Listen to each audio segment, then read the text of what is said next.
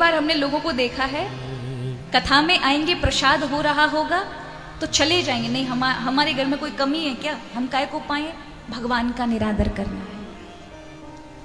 मंदिरों में, यज्ञ पंडाल में, कथा पंडाल में, तीर्थ स्थानों में, मंदिरों के दरवाजे पर यदि कोई प्रसाद बांट रहा हो और आपके हाथ में उसने आगे कर दिया तो कभी मना मत कर दीजिएगा, अन्यथा जीवन के पुण्य चले जाते हैं, व्यक्ति उसको मिल जाएंगे, लेकिन आपके जीवन के पुण्य उसी समय नष्ट हो जाएंगे। और उसमें भी भगवान शिव का प्रसाद तो कभी निरादर नहीं करना। शिव के प्रसाद को निरादर करने वाले को 7 जन्म तक महाराज जूझना पड़ता है। जिस चीज के अहम से आपने परित्याग किया भगवान के प्रसाद का, वो अहंकार के देव हैं महाराज, हिला देते हैं पूरी गाड़ी।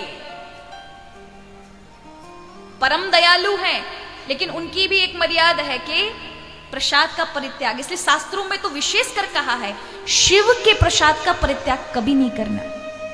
और वैसे तो भगवान का प्रसाद कभी नहीं कर, मना नहीं करना चाहिए महाराज। नहीं खा पाते हो गैया को दे देना, नहीं खा पाते हो किसी अन्य को बांट देना, पर प्रसाद के लिए मना नहीं करना।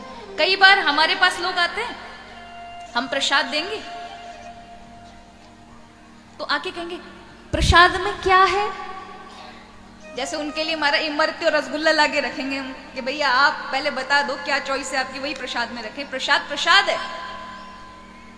हम कहेंगे चॉकलेट है तो कहेंगे नहीं नहीं नहीं हमें डायबिटीज है, और कुछ होता, कोई फल होता तो हम ले लेते। तो महाराज ये क्या प्रसाद का गुण जानेंगे, क्या प्रसाद का गुण जाएंगे जो इच्छा से प्रसाद का चयन कर रहे हो। इसलिए कभी प्रसाद का निरादर मत करना। हमारे यहां एक संत हुए, आचार्य परंपरा है, आद्य गुरु श्रीमद बल्लभाचार्य जी महाराज, उनका एकादशी का व्रत था। परिक्रमा कर रहे थे और अचानक किसी ने आकर के चावल का प्रसाद उनके हाथ में रख दिया। अब यहां पर वर्णन है शास्त्रों में कि एकादशी के दिन चावल का स्पर्श नहीं करना चाहिए,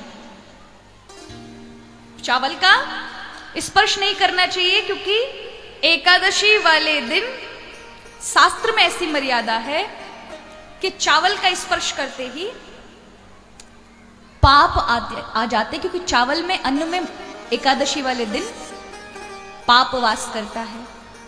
उसका वैज्ञानिक कारण ये है महाराज, सही सही बात कहूं, चावल में अधिक पानी लगता है, ठीक है। उसका अगर वैज्ञानिक तथ्य देखने हैं, चावल होता भी पानी से है, पानी की अधिक मात्रा चाहिए चावल को, और पकने में भी अधिक मात्रा चाहिए, पाचन करने के लिए भी अधिक मात्रा चाहिए। तो पानी की अधिकता इन तिथियों में होने से में विचलित होता है, और भक्त का मन कभी लग नहीं सकता प्रभु के भजन में। भजन करेगा, तप कर रहा है व्रत के माध्यम से, लेकिन उसका मन प्रभु की भक्ति में नहीं लगेगा, अन्य सोच में ही डूबा रहेगा। इसलिए चावल का परित्याग है। जबकि एकादशी वाले दिन जगन्नाथपुरी में चावल ही बनाए जाते हैं महाराज, वहां एकादशी उल्टी लटकी रहती है। देखो नियम में भी कई कई बदलाव हो जाते कई जगहों पर। तो एकादशी वाले दिन उनको चावल रखा। अब हमारे यहाँ वैष्णवों में, साधु संतों में ये मान्य है कि चावल का स्पर्श नहीं करना चाहिए, लेकिन किसी ने आकर के चावल रख दी उनके हाथ में प्रसाद के रूप में। अब उन्होंने उसका परित्याग नहीं किया, क्योंकि प्रसाद भगवान का स्वरूप है। तो वो जब तक द्वादशी नहीं आई 24 घंटे तक उसी हाथ पे प्रसाद लेके बैठे रहे। अगले दिन उन्होंने वो प्रसाद पाया, लेकिन उसका तिरस्कार नहीं किया।